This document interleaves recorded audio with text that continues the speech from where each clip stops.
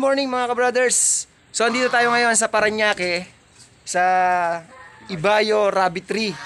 Ito ngayon si Kagawad Dante.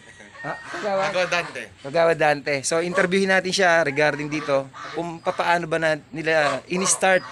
Bali dalawa sila dito magka-brothers din. Kaya ang ano natin, paano nag-start tong Ibayo Rabbit Tree dito sa may Parañaque. Kagawad, paano po ba nag-start itong inyong rabbit tree na ito dito sa Parañaque? Sa akin is ang rabbit tree namin dito. Nagkataon lang talagang nagkatagpo kami ni Kuya Ray dahil yung 2013 o yung unang election, tumatakbo ko ng pagkakagawad at napunta ako sa lugar na to. Tapos, sinabi ko, dahil may friend din ako nagra-rabbit, sabi niya meron daw dito nagra-rabbit, Tagaytay. Sabi ko, naikot ko yung Santo Niño, wala akong nakitang nagra-rabbit. So, one time nakausap ko si Kuya Ray, sabi niya, ako yon si Ray Delio nagra-rabbit. Pumunta ngayon ako dito.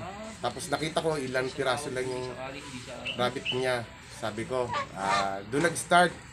Lagi na ako pumunta, nag-interesado ko sa magkaroon ng rabbit din. Then sabi ko, Kuya Ray, baka gusto mong, baka pwedeng sumusyo ako sa pag-rabbit. Sabi niya, walang problema. So, doon na nag-start yung namin pagkakaibigan ni Kuya Ray.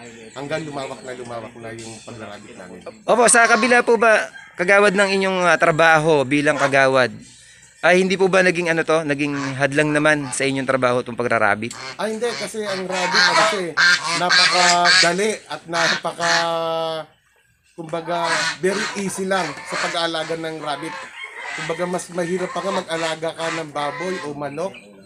Ang pagrarabbit ay napakadali, very easy lang talaga siya.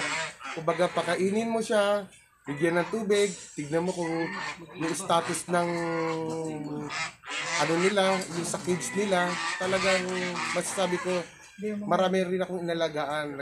Nagbaboy din ako sa Nueva Ecija, may poultry din kami sa Nueva Ecija.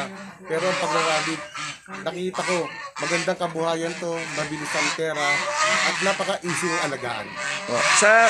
Sa ngayon po ba, talagang kumikita tong inyong rabbitan? Ay, the best ang kita namin dito.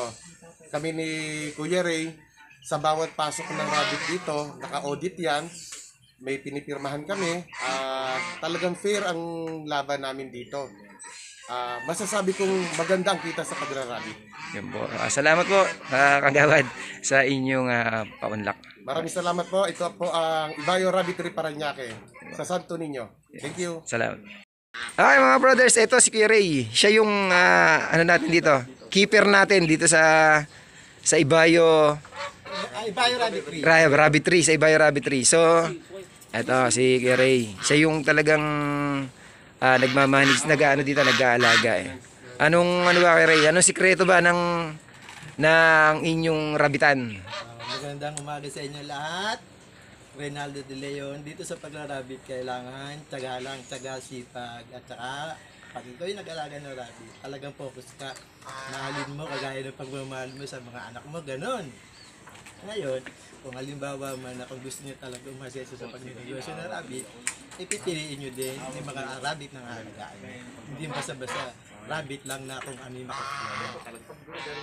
Yan, okay Ray. So, Para ang isang lahi namin, puro yun lang, walang ligaw kami. kumbaga napupuro yung yung breed, no, yung niya. Kaso hindi naman kasi mabilis ang namin dito nagati. Itong dalawa na to magkapatid. Bali pumasok na to ng Kuya Ray, F2 na to na to. Nasa F3 na ho siya. Oo, kaya tignan mo. Halos nagpipure na siya. Itim na itim pagdating dito sa Parañaque, dahil napakainit ng lugar natin dito. Ayan, nawawala. Ayun yung yan. Yung tatlo na yung kapatid yan. Yan ang marking ho ng kali pure kali. Nawawala Pero kung makikita yung shape, yung laki, talagang ayan yung marking niya. Ganda. Kaya hindi kami maliligaw dahil ang gagamitin namin, isa lang, tatlong magkakapatid. Na isang ano lang. Isang linyada lang siya. So yun yung mga anak nila, yun Ang na-produce naano nila. lang namin dito, yung ano eh, meron kaming palomino. Opo. Yun. Ito palomino namin, yung isa lang lalaki yung palomino, ando doon. Mm. Kay... Saan po ano yung palumini nyo? Kaninong ano? Kuya Ray, yung unang ano natin ng palomino, kanino to? Attorney Eusebio. Ito yung ano natin. Yung Kay mga pinakalolo-lolo. Atty. Eusebio po pala yung breed na galing ng palumino nila. Ang kaganda nito, naglabas siya ng ano, Wow, may ano siya. Ano po ba tawag dito sa kulay na to? Kuya Ray, checkered na. Blue. Ganda. Blue. Blue. Blue. Oh, Ayun na. blue. Lumabas. Ganda. Dalawa siya, blue lumabas. Blue with may black. Kasi kinross namin. Ayun o. Ganda. Blue. Dalawang blue. Oh.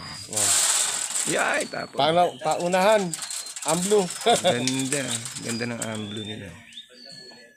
Yan. So ito po yung mga ano nila.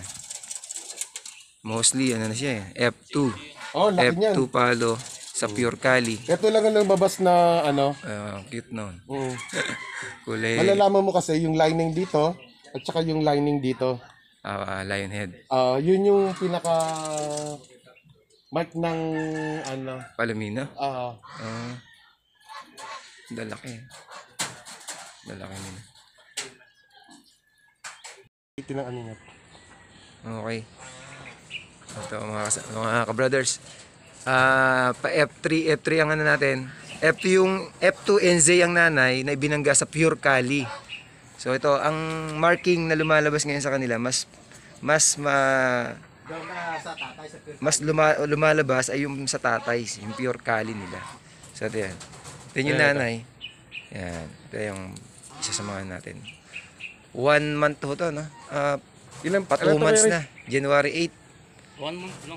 1 month lang. 8. 1 month. Magkano pa lang yan? 2 months. March Teka pa 8. 2 weeks. Pag 2 weeks. 2 weeks pwede na mo yan. balikan dito yan. Ayan. Ito po yung unahin. Yung pure NZ. Pera na ako nun. Ems. Very good.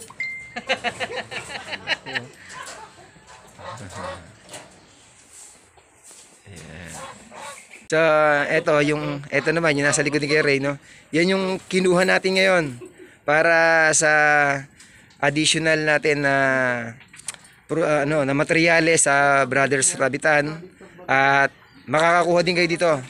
Ibablog namin, ipopost namin sa ating FB page. So, ayun po. Salamat po Kuya Ray sa kaprasong interview natin. Okay.